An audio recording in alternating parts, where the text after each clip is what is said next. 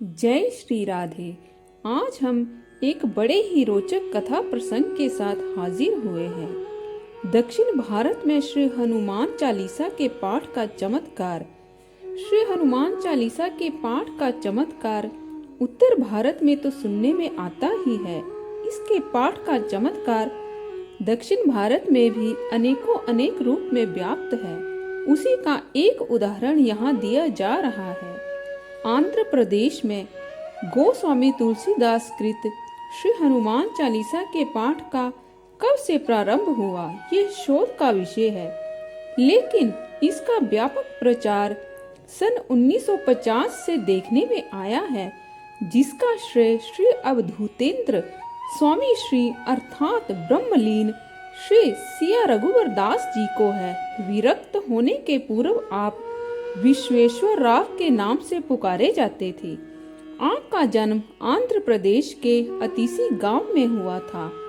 आप ग्वालियर में संगीत सीखते सीखते विरक्त हो गए और अयोध्या आकर स्वामी जानकी वल्लभ शरण जी महाराज से दीक्षा लेकर भगवान नाम संकीर्तन तथा श्री हनुमान चालीसा के पाठ के प्रचार में लग गए। अपने गुरु की आज्ञा से पूरे देश में भ्रमण के पश्चात अयोध्या वापिस आ गए। उसी समय उनके जीवन में एक आश्चर्यजनक घटना घटित हुई। आंध्र प्रदेश के भीमवरम नामक नगर में एक अखिल भारतीय प्राकृतिक चिकित्सा सम्मेलन हुआ। उसका विवरण बिहार के एक हनुमत भक्त श्री राम पांडे के द्वारा मुझे ज्ञात है। उनका कथन है कि उन्होंने देखा कि आश्रम में जहाँ सम्मेलन आयोजित था, उसके एक कक्ष में एक महात्मा कुछ भक्तों से घिरे हैं। यही महात्मा अवधूतेंद्र सरस्वती जी थे। यह महात्मा तुलसीकृत श्री हनुमान चालीसा की तेलुगु लिपि में प्रकाशित किताब को विद्यार्थियों तथा रोगियों में बांटते थे। इसकी 2 प्रतियां उन्होंने मुझे अर्थात श्री राम पांडे को भी दी थी। श्री हनुमान चालीसा को वितरित करने के पीछे उनके जीवन का रहस्य छिपा था। महात्मा जी के शब्दों में ही, जब मैं बिहार से वापस अयोध्या आया, तभी एक दिन मुझे लकवा मार गया। उठना बैठना तो दूर, मेरी वाणी भी चली गई थी। एक भक्त ने कृपा की। एक चिकित्सक ने परीक्षा उपरांत रोग को असाध्य बताया और चिकित्सा करने से इनकार कर दिया। चिकित्सक की राय में इस असाध्य रोग कर व्यय करना व्यर्थ था। उसी दिन अयोध्या के उसी मठ के एक महात्मा ने स्वामी जी को सांत्वना और तुलसीकृत हनुमान चालीसा की प्रति देते हुए कहा, आप दुखी ना होइए, आप इसका पाठ करिए, आपका कल्याण होगा। यदि आपको यह संसार भी छोड़ना पड़े तो आप पुण्य धाम में हैं। स्वामी अवधूतेंद्र जी का कहना था कि जब मैंने संकेत से बताया कि मेरी वाणी भी चली गई है, तो मैं पाठ कैसे करूंगा। महात्मा जी ने कहा कि मन ही मन पाठ करिए। स्वामी जी ने बताया कि मैं लेटे ही लेटे मन ही मन श्री हनुमान चालीसा का पाठ करने लगा। इसका फल आश्चर्यजनक हुआ। 3 महीने में मेरी वाणी भी खुल गई।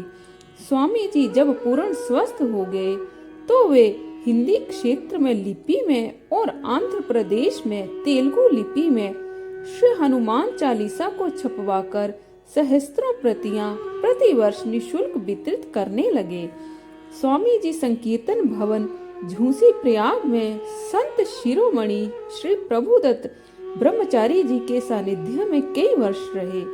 एक बार अस्वस्थ होने पर प्रभुदत्त ब्रह्मचारी जी महाराज की आज्ञा से आंध्र प्रदेश आकर गुटूर के राम नाम क्षेत्रम को अपना कार्य क्षेत्र बनाया।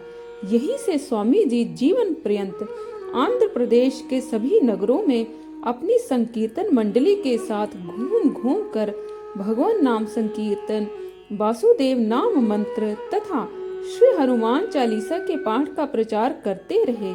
सन 1957 में स्वामी जी गोलोक धाम पधार गए, लेकिन उनकी स्मृति में आज भी आंध्र प्रदेश में नगर नगर भगवान नाम संकीर्तन, श्री वासुदेव नाम मंत्र तथा श्री हनुमान चालीसा के पाठ का प्रचार हो रहा है। श्री हनुमान चालीसा का पाठ उत्तर तथा दक्षिण भारत के कोने कोने में श्रद्धालुओं द्वारा श्रद्धा विश्वास से किया जाता है, जो देश की एकता अखंडता का प्रतीक है। तो आज के लिए बस इतना ही। कल फिर आपसे भेंट होगी। तब तक के लिए जय श्री राधे।